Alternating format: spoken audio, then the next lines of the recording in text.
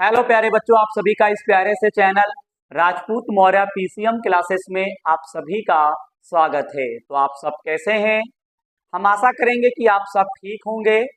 मैं राजपूत मौर्य आपको आज की क्लास में जो आपका डॉक्टर हर्षस्वरूप शर्मा प्रकाशन का जो कक्षा 12 की जो आपकी गणित की किताब है, इसमें जो आपका पार्ट 2 है, तो पार्ट 2 के अंतर्गत आपको जो चैप्टर 10 दे रखे हैं वेक्टर अलजेब्रा, तो इस चैप्टर के अंतर्गत आपको जो प्रश्नावली 10 ई दे रखे हैं, तो इस प्रश्नावली 10 ई में जो आपको प्रश्न नंबर 1 से जो भी आपको प्रश्न दे रखा होगा, मैं उसका हल आपको समझाने वाला हूं।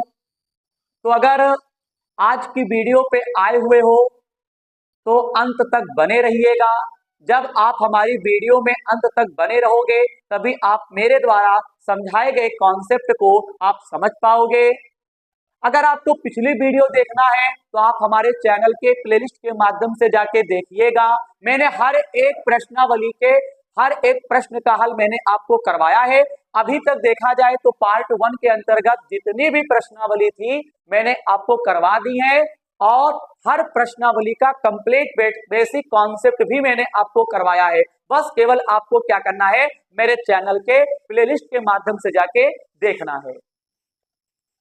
और पार्ट 2 के अंतर्गत मेरे 3 चैप्टर बचे हुए हैं और वो भी मैं जल्द से जल्द खत्म कर दूंगा। जो पुराने छात्र हैं वो जानते हैं और जो नए छात्र हैं उन्हें जानने का अधिकार भी है और मैं इसको बता भी रहा हूं।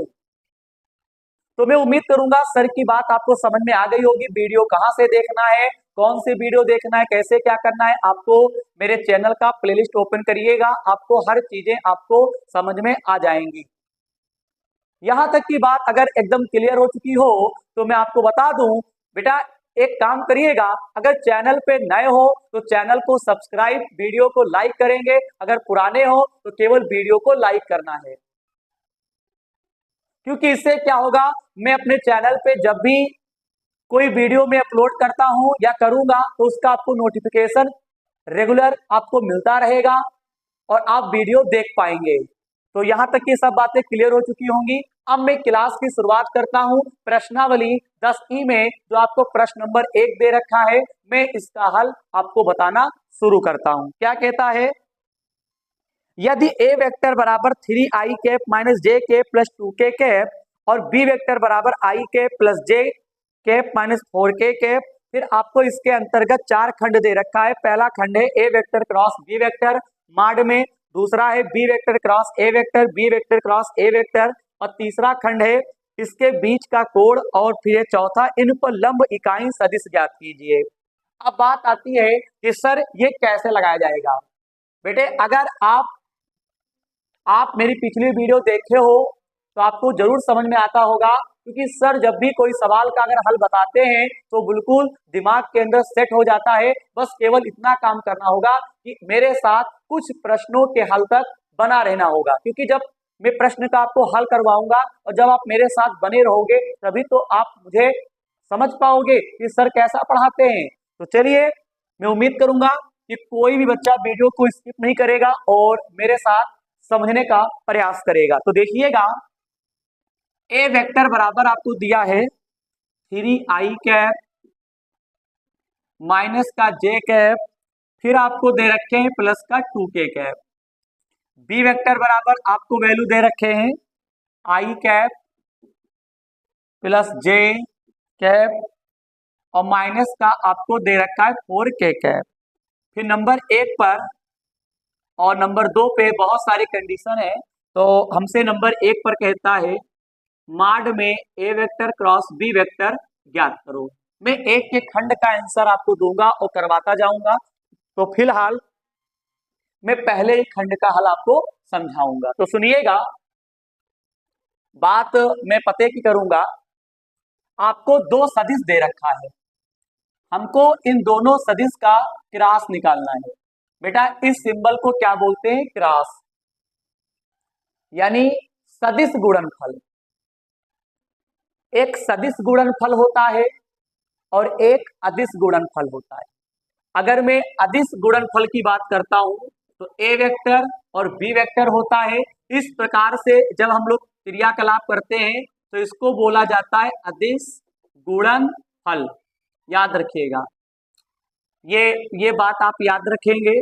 और अगर मैं बात करता हूं ए वेक्टर क्रॉस बी वेक्टर की, तो इसमें आपको क्या करना होता है, इसका मतलब होता है मेरे प्यारे बच्चों सदिश गुणनफल।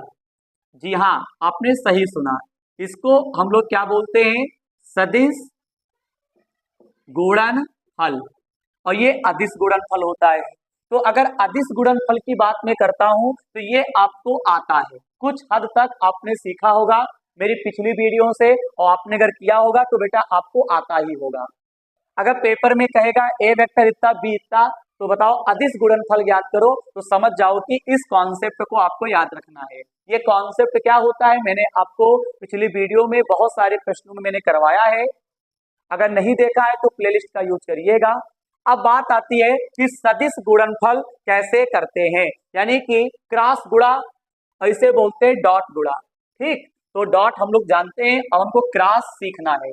तो सबसे पहले क्रॉस निकालेंगे, और क्रॉस जब आ जाएगा तो उसके बाद हम लोग क्या करेंगे, हम लोग क्या करते हैं, उसका माड निकाल सकते हैं। अब बात आती है कि सर जी करें तो फिर कैसे करें, तो देखिएगा क्रॉस निकालने के लिए क्या करते हैं, ए वेक्टर क्रॉस बी वेक्टर, आपको ये दो लाइनें खींचनी है इस प्रकार से, बहुत ध्यान से देखेंगे। और इसके बाद क्या करना है, यहाँ पे जो दो सदिश दिए हैं जैसे आई जे के, तो इसमें क्या करना है, आई कैप जे कैप के कैप लिख लेना है। जब भी आपसे सदिश गुणनफल कहे तो आपको क्या करना है, ये क्रियाकलाप क्या करना है, आपको अपनाना है। आई जे के लिख देंगे। अब यहाँ पे ए है पहले, तो ए का मान आपको लिखना पड़ेगा, यहाँ पे बी है तो बी का मान लिखना पड़ेगा। तो यहाँ पे आई का गुणांक कितना है, 3, तो यहाँ पे 3 लिख देंगे, आई के नीचे आई रहेगा। आई का गुणांक कितना, यहाँ पे 1 है तो 1 लिख देंगे। यहाँ पे जे का गुणांक, अब जे के नीचे लिखोगे तो जे का गुणांक यहाँ पे कुछ नहीं तो 1 मानते हैं, तो -1, यहाँ पर भी 1 है, 1 लिख देंगे। के का कितना है 2, और यहाँ पे के का कितना है -4। यहां तक की बात एकदम क्लियर है।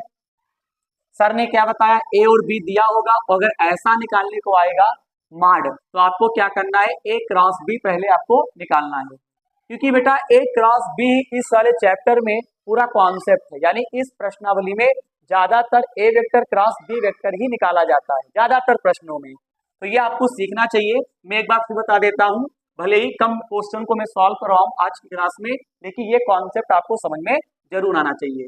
देखिएगा एक बार फिर मैं कह देता हूँ, ए और बी दिया था, ए और बी लिख लेंगे, और फिर आई जे के, हर क्वेश्चन में आपको ये लिखना है। उसके बाद अगर ए है तो आपको ए जो सदिश दे रखा है उसमें आई का गुणांक लेना होगा, आई के नीचे लिखना होगा। फिर जे का गुणांक होगा तो जे के नीचे लिखेंगे, के का गुणांक होगा तो के नीचे लिखेंगे। फिर आपको दूसरा बी दे रखा है, तब यहाँ पे आई का गुणांक लेंगे, नीचे लिखेंगे, जे का गुणांक होगा नीचे लिखोगे, और के का गुणांक होगा तो नीचे लिखोगे। तो ऐसा मैंने कर दिया है। अब बात आती है कि इसे सॉल्व कैसे करते हैं, देखिएगा कैसे करते हैं, आई कैप, इसके बाद क्या कर, अब बेटा पहले वाले मान को प्लस में लेते हैं, फिर माइनस में, फिर प्लस में। आपने आव्यूह पढ़ रखा होगा, मैट्रिक्स, अगर नहीं पढ़ा है तो मेरे चैनल से आप पढ़ सकते हो। चैप्टर 3 को आपने जरूर पढ़ा होगा। चैप्टर 3 में क्या होता है कि आपको आव्यूह की आपको गुणा सिखाई गई है, तो जैसे गुणा होती है वही रूल समझ लो। तो पहले आई प्लस में, फिर जे माइनस में, फिर के प्लस में। तो जब आई लेते हैं तो क्या होता है बेटा, ये पहली पंक्ति है, ये दूसरी पंक्ति है, ये तीसरी पंक्ति है। अगर आप आई लेते हो तो आई जिस पंक्ति में आएगा, पंक्ति समझते हो, ये लंबा लंबा, आई जिस पंक्ति में आएगा और आई जिस स्तंभ में आएगा, स्तंभ का मतलब बेटा देखो ये लाइनें देखो, 1 लाइन 2 लाइन 3 लाइन, इस लाइन में लिखा है आई जे के, इस लाइन में लिखा है 3 1 2, इस लाइन में लिखा 1 1 1। बताओ इसमें क्षैतिज लाइनें 3 है, और स्तंभ का मतलब खड़ी खड़ी, यानी मैं कह सकता हूं वर्टिकल, 1 2 3। अगर आप आई लेते हो तो आई जिस पंक्ति में आएगा वो हट जाएगा, और जिस स्तंभ में आएगा हट जाएगा, यानी ये और ये हट गया। सर कुछ कह रहा है, मैं जरा बहुत कायदे से आपको समझाऊं क्योंकि मेरे प्यारे बच्चे हैं। देखो ये हट जाएगा, बोलो ये हट जाएगा। फिर यहाँ पे क्या करना होता है, कैची गुणा करनी होती है। क्या करनी होती है, कैची गुणा। तो यहाँ पे इसकी गुणा इससे करोगे तो माइनस माइनस प्लस हो जाएगा, 4 एकम 4, बोलो। फिर 1 दूना क्या होता है, 2। सर की बात समझ में आ रही होगी। माइनस माइनस प्लस, 4 एकम 4, फिर 2 एकम 2। फिर आपको क्या करना है, माइनस लगा देना है। यहाँ जे है तो जे लिख देना है। यहां तक की बात एकदम क्लियर है। अब ये स्तंभ और ये पंक्ति हट जाएगा, बोलो। जे जिस पंक्ति में आएगा और जिस स्तंभ में आएगा वो हटा दिया जाएगा। फिर आपको क्या करना है, कैची गुणा कर देनी है, 4 तिहाई 12, फिर 1 दूना 2, बीच में सदैव माइनस का ही निशान लगता है। मैंने क्या बताया, अगर आपने आव्यूह पढ़ रखा है तो उसी के अनुसार तो इसको सॉल्व कर रहे हैं। फिर आपको ब्रैकेट बंद कर देना है। फिर यहाँ पे क्या करना है, प्लस का के, पहले प्लस फिर माइनस फिर प्लस। अब के जो है जिस लाइन में आ रहा है, क्षैतिज में आ रहा है और जिस स्तंभ में आ रहा है वो हटा दीजिए, हट गया। फिर यहाँ पे गुणा करेंगे, 1 तिहाई 3, बीच में माइनस का निशान, 1 एकम 1, लेकिन 1 एकम 1 तो माइनस का 1 होगा और माइनस पहले से ही तो प्लस हो जाएगा। क्या आपको इतनी बात समझ में आती है? मैं एक बार फिर से बता दूं, आई है तो आई लिखो, आई है तो आई, फिर ये स्तंभ और ये पंक्ति हट जाता है। देखो पंक्ति वही रहेगी, बस केवल स्तंभ हटा दो, तीनों स्थितियों में पंक्ति वही रहती है। जैसे यहाँ पे आई था तो आई लिखा, अब ये स्तंभ और ये पंक्ति हट जाए। उसके बाद माइनस माइनस प्लस, 4 एकम 4, बीच में माइनस का निशान लगाना, 1 दूना 2। फिर यहाँ पे माइनस का जे लिखोगे, फिर ये स्तंभ और ये पंक्ति हट जाएगा। फिर 4 तिहाई कितना होता है, 12, माइनस का निशान, 1 दूना 2। फिर यहाँ पे प्लस का के, ये स्तंभ और ये पंक्ति हट जाएगा, 1 तिहाई 3, बीच में माइनस, 1 एकम 1 प्लस 1 हो जाएगा। मेरे प्यारे बच्चों, अगर मेरी बात आपको समझ में आती है तो बेटा कमेंट में बेटा आप जरूर बताइएगा। एक टीचर को इससे बड़ा कुछ नहीं हो सकता है उसके लिए। और वीडियो को लाइक जरूर करना। सर की जो मेहनत है वो आप लोगों के द्वारा ही आगे बढ़ सकती है, क्योंकि मैं इस चैनल को एक बड़ा चैनल बनाना चाहता हूं तो बहुत सारे बच्चे फुल कॉन्सेप्ट को समझ सकें। और ये होगा तभी जब आप सभी लोग एक एक करके मेरा साथ दोगे, ठीक है। ये ध्यान रखिएगा, जंजीर ऐसे नहीं बनती है, लोग कह गए हैं जंजीर ऐसे नहीं बनती है, कड़ी से कड़ी जब आपस में मिलते हैं तभी आपकी जंजीर जो होती है वो कंप्लीट होती है। इसीलिए मैं कहता हूं कि हर एक बच्चा जो है इस चैनल को अपने उन सभी दोस्तों में बताए जो क्लास 12th में हैं। इतना हो जाने के बाद आप इसको सॉल्व कर सकते हो। देखो 4 में से 2 घटाओगे तो यहाँ पे 2 बचेगा, तो यहाँ पे आपका 2 आई कैप आ जाएगा। 12 माइनस का है, 2 माइनस का है, माइनस माइनस प्लस, चिन्ह माइनस का ही रहेगा, 12 और 2 14, 14 माइनस का होगा, माइनस को प्लस कर देगा तो 14 जे हो जाएगा। 3 और 1 कितना होता है, 4, और प्लस का यहाँ पे 4 के आ जाएगा। अगर ये कॉन्सेप्ट अगर आपको समझ में आ गया तो यकीन मानिए इस प्रश्नावली में जितने भी प्रश्न हैं, मेरा एक्सपीरियंस कहता है आप समझ जाओगे, कुछ है ही नहीं। और एक क्वेश्चन तो पेपर में भैया आना ही आना है। हाँ बेटा आना ही आना है पेपर में, हाँ टेंशन नॉट। अब बात आती है यहां तक जब हो गया, इसके बाद क्या करना है, A vector cross B vector. अब तुम ए वेक्टर क्रॉस बी वेक्टर का वैल्यू यहाँ पे आ चुका है, अब तुम इसका परिमाण निकाल दो। परिमाण के लिए क्या करते हैं, ऐसी लाइन खींच देते हैं, इसको माड बोलते हैं। तो परिमाण कैसे निकालते हैं, जो सदिश आता है जैसे आई जे के रूप में आया हुआ है ए क्रॉस बी, तो आई जे के गुणांक ले लो। आई का गुणांक यहाँ पे 2 है, जे का गुणांक यहाँ पे 14 है। आई जे के गुणांक लेके उनका स्क्वायर कर दो। क्या कर दो, स्क्वायर। यहाँ पे क्या करूंगा, 4 लिख दूंगा। अब बात आती है, ये 4 बनेगा, ये 196 बनेगा, ये 16 बनेगा। क्या बनेगा, 16। 196 ये 200, कुल मिला के कहानी ये है रूट में 216 आ जाएगा। यही आपका आंसर हो जाएगा। अब चाहो तो आप इसका वर्गमूल भी निकाल सकते हो। तो 600 अगर 216 है तो 6 को हम 3 बार लिखेंगे, 6 छाक 36 और 36 छक्का 216। बेटा अगर 2 बार कोई संख्या सेम होती है वो रूट से बाहर आ जाती है, एक आएगी। तो यहाँ पे 6 3 बार है तो 2 बार 6 का केवल एक 6 बाहर आएगा और एक 6 क्या रहेगा, अंदर ही रहेगा। और यही आपका क्या हो जाएगा मेरे प्यारे बच्चों, आंसर हो जाएगा 6 रूट 6। तो प्रश्न नंबर 1 का ये पहला खंड था। आई होप कि आप इस खंड का हल जरूर समझ चुके होंगे। क्लास को मैं भी आगे बढ़ाऊंगा, आप परेशान ना हो। सब बच्चे इसका स्क्रीनशॉट ले। तो ठीक है, आपने स्क्रीनशॉट ले लिया होगा।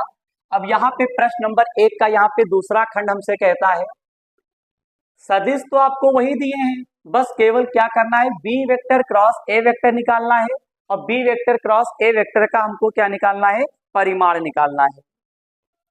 आपको ये आपको प्रोसेस जो भी है ये आपको दे रखा है। अब बात आती है कि इसे लगाएं तो फिर कैसे लगाएं। बेटा वही नियम है, मैंने क्या बताया, अगर आपको सदिश गुणनफल अगर निकालना आ गया तो तुम इस प्रश्नावली में जितने भी आपको क्वेश्चन दे रखे हैं आप सॉल्व कर दोगे। हाँ, ये सर का वादा है। हाँ बिल्कुल। तो B vector cross A vector कैसे निकालते हैं, आई कैप जे कैप और के कैप लिख लेंगे। तो बी यहाँ पे है तो बी का जो भी सदिश दिया है उसमें आई जे के गुणांक ले लीजिए। तो आई का गुणांक यहाँ पे कुछ नहीं तो एक मानेंगे, एक यहाँ लिख दोगे। जे का एक है तो एक लिख दोगे। के का कितना है, -4। फिर ए का क्या है, ए बराबर दिया है आई का गुणांक 3 है, यहाँ पे 3। जे का कितना है -1। के का कितना है मेरे प्यारे बच्चों 2 है। इतनी बात आपको समझ में आ गई। इसके बाद क्या करना है, आपको सदिश गुणनफल निकालना है। तो ऐसे ही किया जाता है।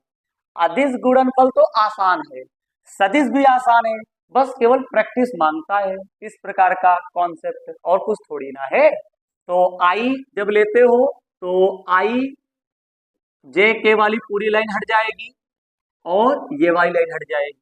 हटने के बाद इन दोनों की इन दोनों से गुणा, तो 2 एक कम 2, बीच में सदैव माइनस लगता है। 1 चकू 4, 4 काहे का प्लस, क्योंकि माइनस माइनस प्लस हो जाएगा।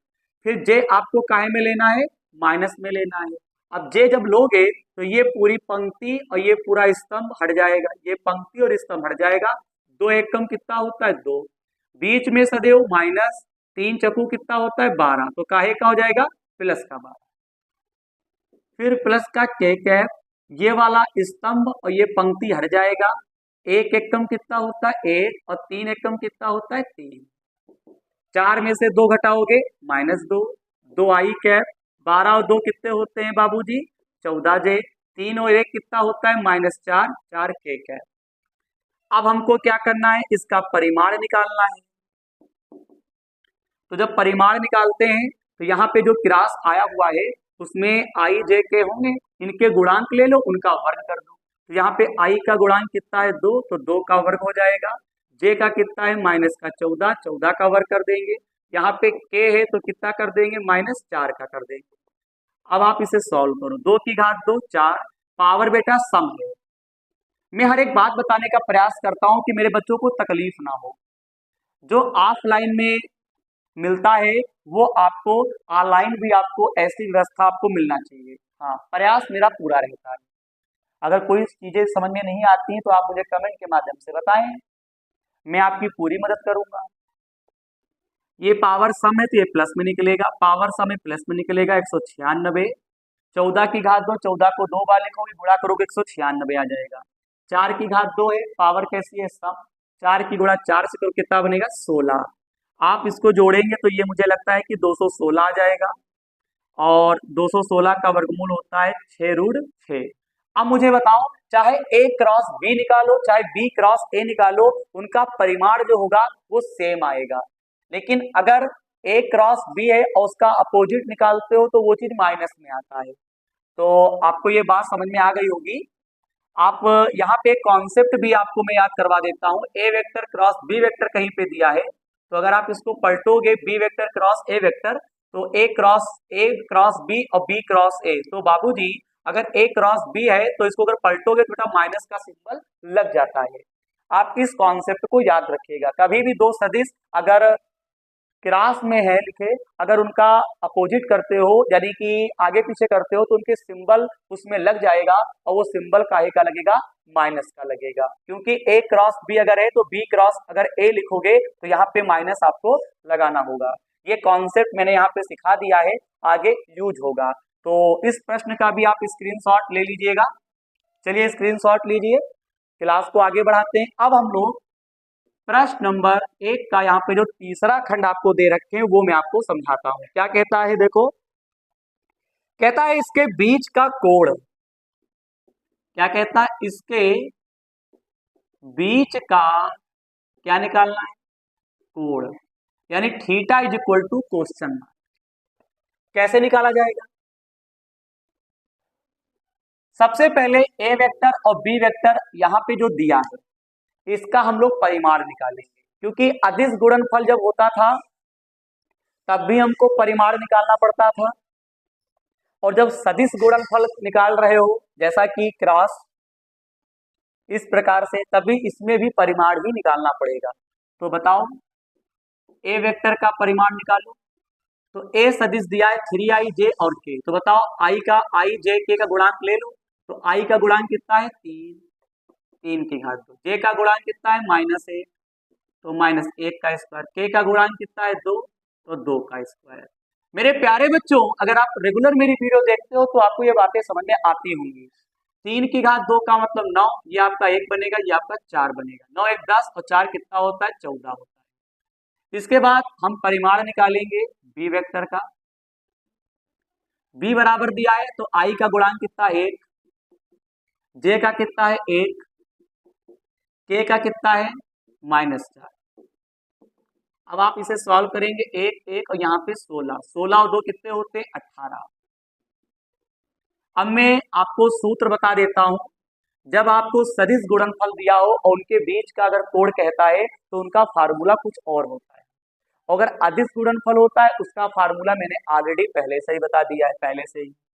तो इसका सूत्र होता है A vector cross B vector mod में, फिर ए वेक्टर बी वेक्टर और यहाँ पे होता है साइन थीटा, ये फार्मूला होता है। A vector cross B vector का मान कितना निकाल चुके हैं 6√6, माड ए वेक्टर का मान कितना आया रूट में 14 और इसका मान कितना आया 18 और ये हो गया साइन थीटा। यहाँ पे अगर आप चाहें तो आप इसे सॉल्व भी कर सकते हैं बहुत ही अच्छे ढंग से। जैसा अगर हम बताएं यहाँ पे √18 है तो 18 का आप वर्गमूल अगर निकालते हैं तो इसको लिखा जा सकता है 3√2। तो माड बी के स्थान पे आप लिख सकते हो 3√2। मैं सॉल्व कर देगा हूँ, 3 एकम 3, 3 दूनी कितना होता है बेटा 6 होता है। बाबूजी ध्यान से समझिए, तो यहाँ पे 2√6 हो गया, इसके बटे में क्या जाएगा √2 आ जाएगा और बराबर में क्या चल रहा है साइन थीटा। ठीक है, ठीक है, मैं इधर का जो भी है कैलकुलेशन मैं साइड में कर देता हूं, आंसर शीट के हिसाब से काम करता हूं। ठीक है, आंसर शीट के हिसाब से काम करते हैं। देखो एक बार बता दूं, 3 एकम 3, 3 दूनी 6 हो गया, यहाँ पे 2√6 और यहाँ पे 14 भी तो है, तो यहाँ पे क्या लिख दूंगा रूट में 14। आपको इतनी बात समझ में आती होगी। ठीक है, अब मैं इधर लगा देता हूं, देखो 2√6 और यहाँ पे 14 था और यहाँ पे क्या था 3√2। ठीक है, तो इतना हो गया है। अब आप क्या करेंगे, 2 को आप क्या लिख सकते हैं बताओ, 2 को लिख सकते हैं किसी भी संख्या को रूट में 2 बार लिखा जा सकता है। तो √2 गुणे 6, 14 आपका ऐसे ही रहेगा, √2 में ऐसे ही इसको लिख दूंगा, √2 से √2 कट जाएगा। इसके बराबर में क्या चल रहा है, इसके बराबर में आपका चल रहा है साइन थीटा। ठीक है, क्या चल रहा है, इसके बराबर में आपका चल रहा है साइन थीटा। ठीक, ठीक है, समझ में आना चाहिए। अब मुझे एक बात बताओ, मैं थोड़ा इसको और सॉल्व कर सकता हूं। देखो √2 एकम √2, √2 सत्य कितना होता है 14 होता है, तो साइन थीटा ऊपर आपका √6 है और नीचे आपका √7 रहेगा। इधर का साइन हटेगा तो इधर क्या बन जाएगा, इनवर्स बन जाएगा, तो √6/√7। तो यही आपका आंसर हो जाएगा। यानी कि यहाँ पे बीच का कोण कह रहा था, तो थीटा बराबर साइन इनवर्स √6 और बटे √7 आंसर आ जाएगा। कैलकुलेशन आपको समझ में आ गई होगी। ला एक बार मैं फिर से बता देता हूँ। माड में A vector cross B vector बराबर माड में A vector cross B vector sine theta. तो माड में A vector cross B vector का जो वैल्यू था वो 6√6 था, यहाँ पे राइट कर दिया गया। माड में ए वेक्टर का मान यहाँ से 14 है और बी वेक्टर का मान 3√2 है। 3 एकम 3, 3 दूनी 6 हो गया। 2√6 आप लिख लेंगे। यहाँ पे √14 है, √2 इसके बटे में आ जाएगा। साइन थीटा आपको लिख देना है। 2 को हम रूट में 2 बार लिख सकते हैं, 6 तो चल ही रहा है, 14 और √2। √2 एकम √2, √2 सते 14। फिर यहाँ पे क्या आएगा, √2 से √2 कैंसिल हो जाएगा, √6 ऊपर नीचे √7। साइन इधर आएगा तो आपका साइन इनवर्स बन जाएगा। तो आंसर आप मैच कर लीजिएगा, आंसर सीट में आ रहा होगा। आप आंसर पे ना जाया करो। वैसे देखा जाए तो आंसर सीट में आपका कुछ आंसर बन के आ रहा है, तो उस आंसर को आप बना भी सकते हो। चलो मैं बना देता हूं। जैसे अगर आप इस आंसर को सही नहीं मान रहे हो तो मैं इस आंसर को बना भी देता हूं। हाँ चलिए बच्चे, फिलहाल साइन थीटा बराबर √6/7 आ गया है, ठीक है। उत्तरमाला का आंसर बिल्कुल अगर लाना चाहते हो तो √7 ऊपर लिख दो, √7 नीचे लिख दो। तो साइन थीटा बराबर बनेगा 7 छंग कितना होता है, 42।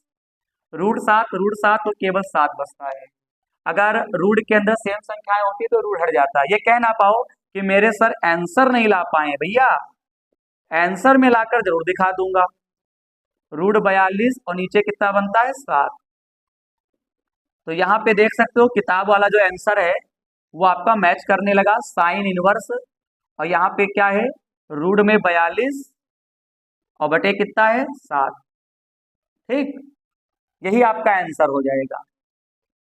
तो प्रश्न नंबर 1 के अंतर्गत आपको तीसरा खंड ये दे रखे थे, ये दूसरा खंड है और ये तीसरा खंड है, और इधर का मैंने साइड में लगा दिया है। किसी बच्चे को कोई तकलीफ तो नहीं है, तो सब बच्चे इसका स्क्रीनशॉट लें तुरंत। तो ठीक है, प्रश्न नंबर 1 का यहाँ पे चौथा खंड देखिए, कहता है लंब इकाई का सदिश ज्ञात कीजिए। तो लंब इकाई का अगर सदिश की अगर मैं बात करता हूं कि कैसे निकाला जाता है, तो देखिएगा बहुत ही सिंपल सा कॉन्सेप्ट है। सबसे पहले आपको निकालना होगा, 2 सदिश दिए होंगे, ए वेक्टर क्रॉस बी वेक्टर निकालोगे। तो अभी मैंने जस्ट निकाला है, देखिए फिर भी मैं दोबारा आपको फिर निकाल के दिखा देता हूं, क्योंकि जब बार बार अगर आप एक ही प्रश्न का अगर सेम अगर कैलकुलेशन सीखते हो तो बहुत अच्छा समझ में आता है, ठीक है। क्योंकि बच्चे कहेंगे सर मुझे आता है, बेटा आपको आता है, लेकिन कुछ बच्चे ऐसे होते हैं जिनको दोबारा समझाओगे तभी समझ पाते हैं। तो ऐसा भी होना चाहिए। बच्चा अगर प्रश्न का हल ना समझ पाए तो बच्चे की गलती नहीं है, टीचर को थोड़ा धैर्य बना के ही उसे समझाना चाहिए, ऐसा मेरा मानना है। तो मैं चौथी बार भी मैं सदिश निकालने जा रहा हूं, हालांकि आंसर वही आएगा। बेटा कैसे निकालते हैं, ए और बी का पहले सदिश निकालो। तो क्या लिखते हैं, आई जे और के। फिर यहाँ पे ए है तो ए का लिख लो, तो यहाँ पे 3, फिर यहाँ पे -1, फिर यहाँ पे 2। आई जे के का गुणांक लेते हैं, यहाँ पे 1 1 और यहाँ पे माइनस का 4। इसके बाद क्या करते हैं, आई कैप लोगे, ये स्तंभ और ये पंक्ति हट गया, 4 एकम 4 और यहाँ पे 2 एकम 2 हो जाएगा। फिर यहाँ पे माइनस का जे कैप, ये स्तंभ ये पंक्ति हटेगा, 4 तिहाई कितना होता है, 12, 1 दूना 2। प्लस का क्या लिख देंगे, के कैप स्तंभ ये पंक्ति हटेगा, 1 तिहाई आपका 3 होता है, 1 एकम आपका 1 होता है, ये प्लस हो जाएगा। 4 में से 2 घटाओगे तो यहाँ पे 2i आएगा, 12 और 2 कितने होते हैं, 14, तो प्लस का ये आपका 14 जे कैप बनेगा। 3 और 1 कितना होता है, 4 के कैप। इतना हो जाने के बाद आपको क्या करना है, इसका परिमाण निकाल देना है। आपको पता है कि इसका परिमाण कितना आएगा, 2 की घात 2, यहाँ पे 14 की घात 2, फिर यहाँ पे 4 की घात 2। मेरे प्यारे बच्चों, बेटा और बेटी समझेंगे, 196 और ये आपका 16 आप जोड़ दोगे तो मुझे लगता है 216 और 216 का जो वर्गमूल होता है मेरे प्यारे बच्चों वो आपका होता है 6√6। अब हमें इकाई सदिश निकालना है, तो इकाई सदिश को बेटा एन कैप से लिखा जाता है शॉर्टकट में। इकाई सदिश भी कह सकते हो और या फिर मात्रक सदिश भी कह सकते हो। हमसे कहता है लंब इकाई का सदिश, तो एन कैप हमको ज्ञात करना है। एन कैप बराबर फार्मूला होता है A vector cross B vector अपान माड में A vector cross B vector. यानी जो आपको दो सदिश दिए होंगे ए और बी, उनका पहले क्रास निकालो, फिर उनका परिमाण निकालो, क्रास वाले को ऊपर लिखो, परिमाण वाले को नीचे लिखो, और बस आपका इकाई सदिश या मात्रक सदिश आ जाएगा। इसका मान कितना दिया है 2i कैप, और प्लस का आपको यहाँ पे दे रखा है 14j कैप, और प्लस आपको दे रखा है 4k कैप। इसके बटे में क्या लिख देंगे 6√6। आप यही आंसर छोड़ सकते हो, ठीक है, कोई समस्या नहीं है। लंब इकाई सदिश कहता है तो चौथे में आपका आ चुका है, यही आपका आंसर आ जाएगा। किसी को कोई समस्या तो नहीं है। यहाँ पे लंब इकाई सदिश जो हमारा निकला है वो ए वेक्टर क्रॉस बी वेक्टर का निकला है, तो मैं इसको एक खंड डाल देता हूं। अगर बी खंड की अगर बात करता हूं, मान लो कोई बच्चा कहेगा सर ए क्रॉस बी का जो सदिश है लंब इकाई का वो इतना आ गया, अगर बी क्रॉस ए का निकालें तब, तो बेटा तब भी मैं आपको निकाल के दिखा देता हूं। तो अगर आपको बी क्रॉस ए वेक्टर का, B vector cross A vector का आपको क्या निकालना है का इकाई सदिश अगर आपको निकालना है ना, तो कैसे करोगे, तो एन कैप बराबर क्वेश्चन मार्क, तो एन कैप बराबर सूत्र होगा बी क्रॉस ए है तो इसका मैं मान डायरेक्ट लिखूंगा B vector cross A vector अपान माड में B vector cross A vector. तो इसका क्या होता है माइनस का 2i, क्योंकि अगर चेंज होता है तो खाली चिन्ह बदल जाते हैं, -2i माइनस का 14j और माइनस का 4k कैप, और डायरेक्ट इसका मान आएगा 6√6। तो आप देख सकते हो कि ए क्रॉस बी का भी मैंने इकाई सदिश निकाल दिया है और बी क्रॉस ए का भी यहाँ पे मैंने इकाई सदिश मैंने निकाल दिया है। किसी को कोई समस्या तो नहीं है मेरे प्यारे बच्चों। प्रश्न नंबर 1 के अंतर्गत 4 खंड आपको दिए थे, चारों आपके पेपर के लिए इंपॉर्टेंट है। सब बच्चे इसका जोरदार स्क्रीनशॉट लें। तो एक बार फिर आपके सामने उपस्थित हुआ हूं प्रश्न नंबर 2 का। यहाँ पे प्रश्न नंबर 2 के अंतर्गत आपको 2 खंड दे रखे हैं। पहला खंड पेपर के लिए इंपॉर्टेंट है, मेरे सभी प्यारे बच्चे इस प्रश्न पे इंपॉर्टेंट लिखेंगे। कहता है to proof A vector minus B vector bracket में A vector plus B vector बराबर 2 ब्रैकेट में A vector cross B vector, यानी कि आपको सिद्ध करना है। तो मैंने क्या लिया LHS ले लिया है बेटा, बहुत ईजी है। आपको यहाँ पे पहले क्या करना है गुणा कर देना है। तो कैसे करेंगे, ए की ए से करेंगे तो A vector into A vector. अगर आई जे के होते तो उनका जो भी गुणनफल होता है उस विधि से करते हैं, जैसा कि मैंने प्रश्न नंबर 1 के अंतर्गत आपको सिखाया है। लेकिन अगर आई जे के अलावा अगर कोई भी अगर अक्षर आते हैं तो आपको बेटा नॉर्मल तरीके से जैसे हम लोग करते आ रहे हैं वैसे ही आपको गुणा करनी है। यहाँ पे ए वेक्टर है, यहाँ पे ए वेक्टर, तो ए की गुणा ए से करोगे तो क्या बनेगा ए वेक्टर डॉट ए वेक्टर, फिर इसकी इससे करेंगे तो क्या बनेगा ए वेक्टर और बी वेक्टर। बताइए पहले की पहले से, पहले की दूसरे से, ठीक है। फिर बी की करोगे तो यहाँ पे बी वेक्टर, फिर यहाँ पे क्या लिख देंगे ए वेक्टर, फिर इसकी करेंगे तो बी वेक्टर डॉट यहाँ पे बी वेक्टर। अब यहाँ पे क्या होता है ए वेक्टर, यहाँ पे डॉट ना लगाओ गुणा लगा दीजिए, क्योंकि यहाँ पे क्या है सदिश गुणनफल हम लोग कर रहे हैं।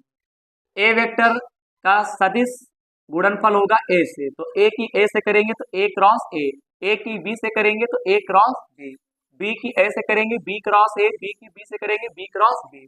मेरे प्यारे बच्चों अगर सेम सेम अगर होता है तो इन दोनों का मान 0 होता है। ये डॉट गुणा नहीं है, ये सदिश गुणा है। A vector cross A vector का मान 0 होता है। अगर सेम होते हैं तो 0 होता है, अगर अलग अलग होते हैं तो देखो क्या होता है मेरे प्यारे बच्चों। ए वेक्टर क्रॉस बी वेक्टर अगर है तो इसको लिखा जाता है बी वेक्टर और क्रॉस क्या ए वेक्टर। आप ऐसा भी लिख सकते हो, आप ऐसा भी लिख सकते हो मेरे प्यारे बच्चों, इस माइनस को इधर भेज दो तो A vector cross B vector, तो B vector cross A vector भी लिखा जा सकता है। जब A vector cross B vector बराबर माइनस का B vector cross A vector हो सकता है, तो यहाँ पे देखो माइनस का A vector cross B vector बराबर भी B vector cross A vector हो सकता है। यहाँ तक की बात एकदम क्लियर है। इसके स्थान पे 0 लिख देंगे। A vector B vector, B vector cross A vector का वैल्यू कितना है, माइनस का A vector cross B vector, ये पूरा का पूरा माइनस में है, यहाँ पे रखोगे तो ये प्लस में हो जाएगा। ए वेक्टर क्रॉस और क्या लिख देंगे, बी वेक्टर। इस पूरे का भी मान 0 है। तो A vector cross B vector, A vector cross B vector, ये कितनी बार है, ये 2 बार है मेरे प्यारे बच्चों, ये जुड़ जाएगा।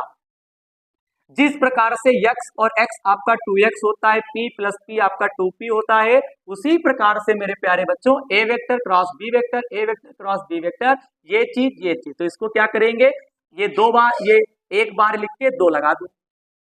अब बताओ जो सिद्ध करना था वो आया है कि नहीं आया है, बताओ। सब बच्चे सोच के बताएं। मेरे प्यारे बच्चों आ चुका है, ये पेपर के लिए बहुत ही इंपॉर्टेंट है। फिर मत कहना सर ने नहीं कहा था। भैया सर तो रोज कहते हैं पढ़ाई करो मेहनत से, पूरी ईमानदारी से। पढ़ाई एक ऐसी व्यवस्था है जो आपको जमीन से आसमान तक पहुंचा सकती है, याद रखिएगा। तो इसीलिए इसके प्रति लगाव रखिए, क्योंकि बोर्ड एग्जाम नजदीक आ रहा है और अगर बोर्ड एग्जाम में आपको नंबर अगर अच्छे लाना है तो आपको बेटा मेहनत करनी होगी। हाँ, अगर किसी भी सब्जेक्ट में कोई समस्या अगर आती है तो आप मुझे कमेंट के माध्यम से बताएंगे, मैं उस समस्या का जरूर समाधान करूंगा। तो बहुत ही जल्दी से इस प्रश्न का स्क्रीनशॉट लो, ले लिया, ठीक है। तो चलिए, तो ठीक है, प्रश्न नंबर यहाँ पे 2 का यहाँ पे दूसरा खंड दे रखे हैं, ये भी पेपर के लिए बहुत ही इंपॉर्टेंट है। हमसे कहता है लैम्डा और म्यू ज्ञात कीजिए। शुरुआत में ही बोल दिया है लैम्डा और म्यू ज्ञात कीजिए। लैम्डा बराबर क्वेश्चन मार्क, म्यू बराबर क्वेश्चन मार्क। हमको एक कंडीशन दे रखी है 2i cap plus 6j cap और प्लस 27k कैप। फिर यहाँ पे कहता है i कैप प्लस यहाँ पे लैम्डा j कैप और प्लस आपको दे रखा है म्यू k कैप और बराबर आपको 0 वेक्टर दिया है। बोलिए 2i cap plus 6j cap plus 27k cap, i cap plus lambda j cap plus mu k cap और बराबर 0 वेक्टर। हमको लैम्डा और म्यू का मान मेरे प्यारे बच्चों आपको निकालना है। सर बताइए कैसे निकलेगा। अरे यार बताते हैं, परेशान क्यों हो, बहुत ही गजब का बताएंगे, हालांकि ये पेपर के लिए इंपॉर्टेंट है। हाँ, मैं पहले क्या करता हूं, मैं इन दोनों का सदिश गुणनफल निकाल लेता हूं। आपको पता है सदिश गुणनफल कैसे निकालते हैं, आपको इस प्रकार से लाइन खींचनी है, आई जे के इधर दिया है, आई जे के इधर दिया है, तो आई जे और के। यहाँ पे बताओ ये पहला मान है, ये दूसरा मान है, तो पहले मान के मान लिखेंगे, फिर दूसरे जो मान दिया उसके वैल्यू हमको लिखना होगा। मैंने क्या बताया था कि आपको सदिश गुणनफल निकालना आना चाहिए, इसीलिए मैंने चारों खंडों का हल आपको समझाया है, वो भी एक एक करके। बेटा आप प्रैक्टिस जरूर करिएगा, सर की बात आप ये मान लो। आई का गुणांक कितना है 2, यहाँ पे कितना है 1, कुछ नहीं है तो 1 मानेंगे। जे का गुणांक कितना है 6, यहाँ पे कुछ नहीं है तो लैम्डा, लैम्डा है ना तो लैम्डा लिखोगे। के का गुणांक कितना है 27, यहाँ पे कितना है म्यू। बताओ यहाँ तक की बात एकदम क्लियर है। जी सर बिल्कुल क्लियर है। 0 वेक्टर है, इसको लिख सकते हैं 0i कैप 0j कैप, यहाँ पे 0k कैप। ये शून्य सदिश है, ऐसा सदिश जिसका परिमाण शून्य हो उसे शून्य सदिश कहते हैं। यहाँ पे 0 वेक्टर है तो 0i cap plus 0j cap plus 0k cap. चलिए कैसे सॉल्व होगा देखिएगा, यहाँ पे i कैप लिख देंगे और उसके बाद यहाँ पे क्या करेंगे, कैसे निकालते हैं, i जिस लाइन में होगा और जिस पंक्ति में होगा, हालांकि ये लाइन बार बार हट जाती है और उसके ये क्या कहते हैं क्षैतिज वाली लाइन और ये सीधी लाइन हट जाती है। तो अगर आई लेते हो तो सीधी और ये तिरछी और ये सीधी हट जाएगी, जे लेते हो तो सीधी तो ये क्या कहते हैं ये वाली लाइन और ये हट जाएगी। तो बताओ आई तो ये लाइन और ये लाइन हट गई, तो 6 की गुणा किससे होगी 6 म्यू, फिर बीच में माइनस का निशान, यहाँ पे 27 लैम्डा, फिर यहाँ पे माइनस का जे कैप, फिर यहाँ पे ये वाली लाइन ये हट जाएगी, म्यू की गुणा 2 से करोगे। जैसा बेटा मैंने अभी बताया 27 से कम आपका 27, बीच में तो माइनस रहता ही है, और प्लस का क्या कर देंगे के कैप, यहाँ पे ये वाला लाइन ये हट जाएगा, लैम्डा की गुणा करेंगे तो ये बनेगा 2 लैम्डा और माइनस का 6। यहाँ पे क्या लिख देंगे 0i कैप प्लस यहाँ पे 0j कैप, यहाँ पे 0k कैप। यहाँ तक की बात एकदम क्लियर है। अब आपको क्या करना है, दोनों पक्षों में तुलना करना है। शॉर्टकट में देखो, यहाँ पे इसकी तुलना ना करो, मैं इसकी और इसकी तुलना कर लेता हूँ। सर कैसे करेंगे, देखिए बहुत ही इजी है, मैं आपको बताता हूँ कैसे तुलना करते हैं। देखो सबसे पहली चीज, चलो लैम्डा का मान निकाल लेते हैं। यहाँ पे के दिया है तो देखो यहाँ पर भी के है, के की के से तुलना होगी, जे की जे से करोगे, के आई की आई से कर दोगे। ये आपके ऊपर निर्भर करता है, बस कुल मिला के लैम्डा और म्यू का मान चाहिए। यहाँ पे के और के हट जाएगा तो 2 लैम्डा माइनस 6, के का गुणांक और यहाँ पे के का गुणांक एक दूसरे के बराबर हो जाएंगे। के का गुणांक 2 लैम्डा माइनस 6 है, 2 लैम्डा माइनस 6 है, के का गुणांक 0 है तो इसके बराबर हो गया। 2 लैम्डा माइनस 6 और ये 0 बराबर आ जाएगा। 2 लैम्डा 6 को उधर ले गए, प्लस 2 1 2 2 3 6, बोलिए तो लैम्डा बराबर आंसर आ जाएगा 3। बताओ यहाँ तक की बात एकदम क्लियर है, शानदार तरीके से, जी हाँ बिल्कुल क्लियर है। यहाँ पे आई है, यहाँ पे आई है, हट जाएगा तो यहाँ पे लिख दूंगा 6 म्यू माइनस का 27 लैम्डा। बताओ इसके बराबर में क्या लिख दूंगा, 0 लिख दूंगा। अब बात आती है 6 म्यू बराबर 27 लैम्डा, मुझे म्यू का मान निकालना है, मुझे म्यू का मान, तो लैम्डा के स्थान पे 3 लिख सकता हूँ, 3 एकम 3, 3 दूनी 6। अब ये बताओ कि म्यू बराबर ये 2 बटे में जाएगा तो 27/2, इसका राइट आंसर हो जाएगा। बताओ किसी को कोई समस्या है, एक बार आंसर शीट मेरे प्यारे बच्चों आप मिला लीजिए, क्योंकि आंसर शीट मिलाना बहुत ही जरूरी है। तो बताओ म्यू बराबर हमारा आंसर आ गया 27/2 और यहाँ पे कितना आया, लैम्डा बराबर 3। यहां तक की बात एकदम क्लियर। तो प्रश्न नंबर 2 के अंतर्गत आपको 2 खंड दिए थे, ये दोनों पेपर के लिए इंपॉर्टेंट है, सब बच्चे इसको तैयार करके जाएंगे। क्लास यहीं तक, आज क्लास यहीं तक ही रहेगी। प्रश्न 1 के अंतर्गत सभी खंडों का हल कंप्लीट हुआ, 2 के अंतर्गत सभी खंडों का हल कंप्लीट हुआ। क्लास आज आपको कैसी लगी, कमेंट के माध्यम से आप बताएंगे। अगर सर ने मेहनत की है और आपको सर की कुछ बातें अगर आपको समझ में आई हैं तो कृपया करके इस चैनल को सब्सक्राइब जरूर करिएगा। अगर चैनल पे नए हो, सब्सक्राइब और लाइक दोनों करना है, पुराने छात्रों को केवल लाइक करना है, इससे टीचर को बहुत ही बड़ा मोटिवेट मिलेगा।